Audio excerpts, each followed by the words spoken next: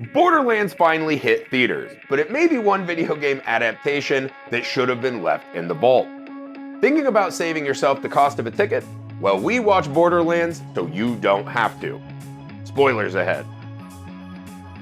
Borderlands opens with some lengthy exposition concerning the Iridians, an alien race that created a vault on the planet Pandora. God, I hate this planet. The vault is filled with valuable technologies and can only be opened by an Iridian, but apparently they've gone extinct. The driving force of the plot involves Atlas hiring Lilith to rescue his daughter, Tina, who just so happens to be on Pandora. With some help from Claptrap, Lilith finds Tina pretty quickly, and Tina reveals that she can open the vault, later explaining that she's a clone made from old Iridian blood. I'm the only one who can open the vault. Tina's already teamed up with Roland and Krieg, and the group heads off to locate the final key that'll allow them to open the vault. Lilith has lots of history on her homeworld of Pandora, and she meets people who remind her of her past, like Mad Moxie and Dr. Tannis. Unfortunately, the group fractures after Roland nearly sacrifices himself to get his friends to safety, and Tina mistakenly believes Lilith betrayed them to Atlas. The separation gives Lilith and Claptrap a chance to explore her former home, which activates some of Claptrap's old programming, including a hologram of her mother explaining how Lilith was too special to keep on the planet. It turns out that Lilith is actually the one with Iridian blood who can open the vault, and what's more, she's actually the embodiment of the Firehawk, an Iridian deity. At the vault, Atlas, some folks called the Crimson Lance, and a gang of psychos are there waiting for them. While Roland was previously seen being attacked by different psychos, he heroically swoops in. Lilith also has a heroic entrance, burning through Atlas's army with her Firehawk teleportation powers. It seems like the enemy's defeated, but Atlas threatens Tina unless Lilith opens the vault for him, so she obliges. It turns out the hidden technologies they've been hunting are a bunch of floating cubes plus a giant monster. Atlas gets his comeuppance via tentacle monster, while Lilith and Tina escape. The Misfits win out in the end and celebrate their victory with a firework extravaganza at Sanctuary. Lilith may have called Pandora a shithole at the beginning of the film, but she's come to appreciate her new friend. She celebrates by flying into the fireworks as the glorious Firehawk. Lilith's journey is fairly boilerplate. At the start, she's a disgruntled bounty hunter who prefers to keep to herself. Hello, Vault Hunter. Need a ride? Yeah, not a Vault Hunter, but... Then welcome aboard. She just wants to get the job done quickly and bring Tina back to Atlas, but she quickly grows to like her wacky companions, Tina in particular. Halfway through the movie, the two share an emotional heart-to-heart, where Tina explains she's cloned from Iridian blood and that Atlas only wants her back because she's useful. Lilith admits that she barely remembers her mother. This factors into her initial resentment toward Dr. Tannis, who was supposed to care for her after her mother gave her up to get her off Pandora. The same way Lilith feels betrayed by Dr. Tannis, Tina feels betrayed when she thinks Lilith is still working for Atlas. Of course, Lilith makes everything right at the end, and they forge a mother-daughter relationship of sorts. Borderlands is rated PG-13, but that's never stood in the way of mayhem and death. Time to make it rain with your body parts. Lilith, Tina, and the rest of the Vault Hunters make it out alive, although Roland has a brush with death when we see him overrun by psychos. And while plenty of psychos meet their doom, some named characters do too. This includes Commander Knox, a foil for much of the film until she has a change of heart at the vault. Before she can get into an impassioned speech, however, she's promptly lasered. Atlas's army is defeated, and Atlas himself is seemingly killed inside the vault.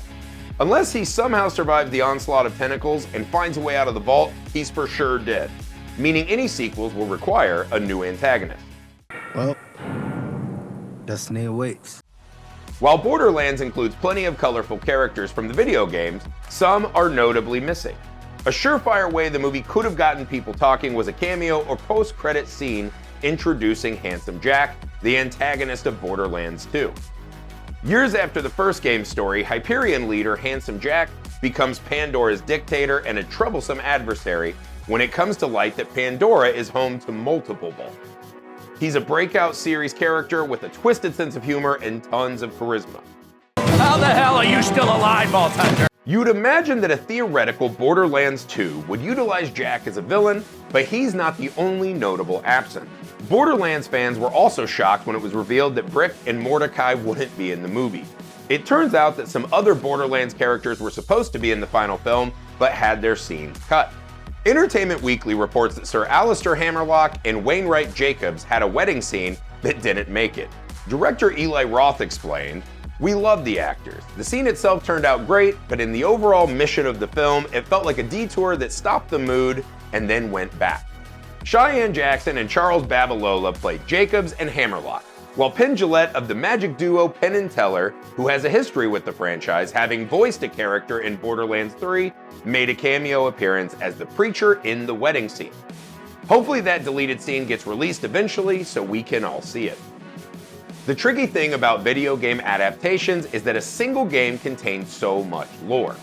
You might play a game for upwards of 40 hours to complete the plot, whereas a movie only allows for a couple of hours. The film needs to satisfy fans of the game while not being so esoteric that it puts off people unfamiliar with the universe.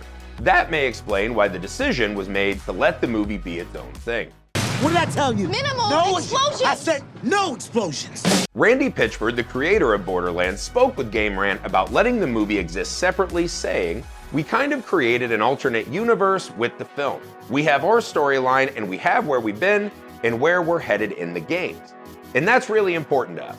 With the film space, instead of just recreating the exact same stories we've already done, we can play with it a little bit and try some different things." Luckily, I had the creators to take me through the game in years and years of Borderlands lore. In essence, the movie starts on the ground floor, explaining the rules of Pandora and fleshing out the characters so anyone can follow along. This means gamers don't need to worry about missing the film. That being said, there are plenty of Easter eggs for eagle-eyed fans to get a kick out of. For example, the Sanctuary has a brief glimpse of a wanted poster for Mick Zofford from Borderlands 2, who's notable for his green bowler hat. Borderlands ends by leaving more of Pandora to explore, and the Vault Hunters look like they'll stick together going forward. There are plenty of adventures they could get into, especially if Handsome Jack is brought into the mix to look for more vaults. Or future film installments could take a different route entirely. That's unknown at this stage, but we do know Randy Pitchford envisions a Borderlands cinematic universe.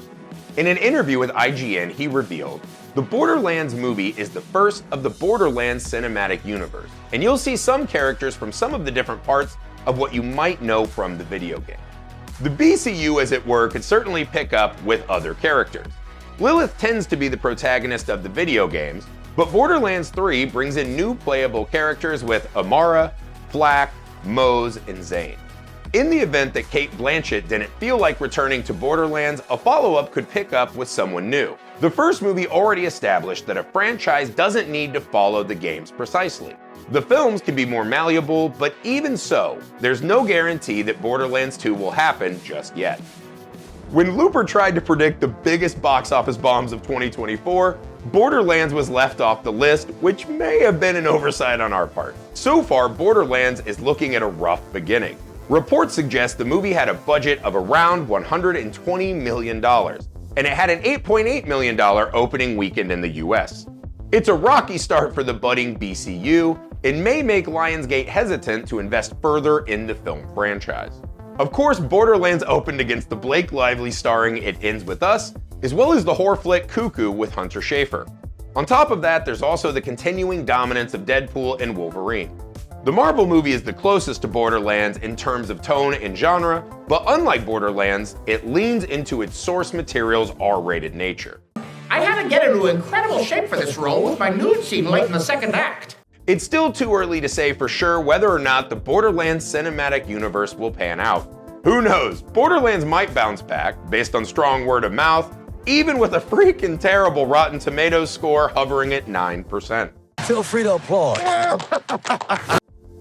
Video game adaptations had their years in the gutter.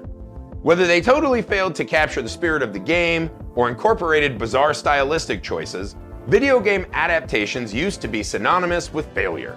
But lately it hasn't been so bad. The Last of Us Season 1, for example, took home a slew of Emmys. The Sonic the Hedgehog movies have been financial successes, even launching the spin-off series Knuckles on Paramount+. That's not even getting into how 2023 saw the Super Mario Bros. Movie pull in over $1.3 billion at the global box office. Combined with critical praise for the show's Fallout and Arcane, it seems at least possible that the days of terrible video game adaptations are behind us, although Borderlands takes a definite step back. Do you know how many people have died looking for this vault? We have something they don't, baby girl. To be clear, it's doubtful that anyone is less excited about The Last of Us Season 2 because Borderlands got bad reviews. One misstep doesn't mean we've been catapulted back to the days of Street Fighter, The Legend of Chun-Li. However, it does remind studios that making a movie or TV show based on a popular game series doesn't guarantee success, even in this new climate. At this point, it's obvious that Borderlands hasn't won over many fans. Critics have trashed the movie and general audiences aren't interested. Maybe it'll gain a following once it's available on streaming. However, going off what Cate Blanchett has said about the movie, she may have known how it would turn out all along. Speaking with USA Today, she said, "I mean, it's not the Grapes of Wrath. It's not Blade Runner. It's its own strange, weird thing. And when you look at the casting, there's a motley quality to it. I'm not saying Borderlands is a classic. It's fun, but it's not Citizen Kane." What's happening right now? I'm expelling the excess lead. I can't go if you're looking at me. There you have it. Borderlands is meant to be a fun time, not a Best Picture contender. If you have fun watching it, that's all that matters. If you don't, then you're certainly not alone.